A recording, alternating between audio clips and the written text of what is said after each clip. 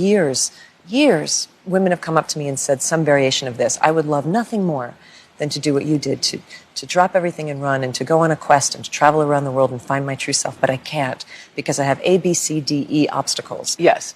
I have an elderly relative who I take care of. I have, young children who rely on me. I'm the provider for this household. I have contracts with people who I love and who need me, and I can't just run away from them. And I've struggled over the years to figure out how to answer that when they say, how can I go on my quest when I'm in that situation, which is most people, to be honest. Yeah. And I got my answer a couple of years ago in a bookstore in Washington, D.C. A woman came up after the signing and she said, I want to tell you about my mother.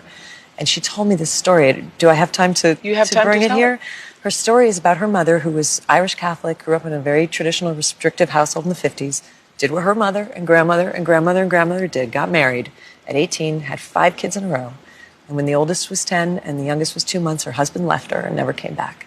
And she was alone to raise this family. Just picture that. The oldest is 10, the youngest is 2 months. You're 28. You have a high school education. No, as you're telling that story, I can't, I'm thinking, where was I when I was 28? And just the idea of managing 5 children. Yeah. Even if it was one. Even if it was one. It's 5. And 5 kids. And the heartbreak of somebody walking out on you, too, that you have to process in addition to So her husband got tired, got fed up, whatever. They never heard from him again, left, took a train, left. And she had to figure out how to hold that family together, and she did. And I don't know the details of how she did it. I just know she's heroic. She did it. But she did something else, too, which is that she made a decision that very day that she realized he was never coming home, that her life was not always going to look like this much sorrow, this much oppression, this much poverty. And she made a promise to herself that someday she was going to see the world.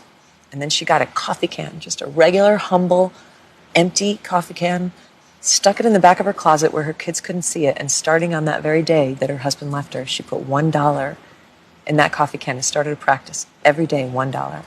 No matter what it took to get it, because it wasn't always easy to get it, but she figured her family was always desperate, always poor. There was never a day when $1 was going to break them. She could spare that and sacrifice for it. And it took her 20 years until all those kids were grown. She never touched that money. She just added to it, coffee can after coffee can after coffee can.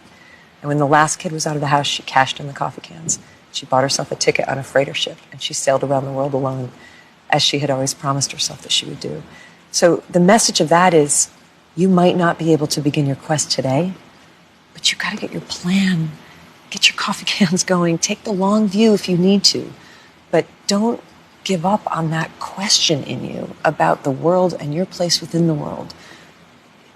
Take whatever time you need, but make your plan and begin today.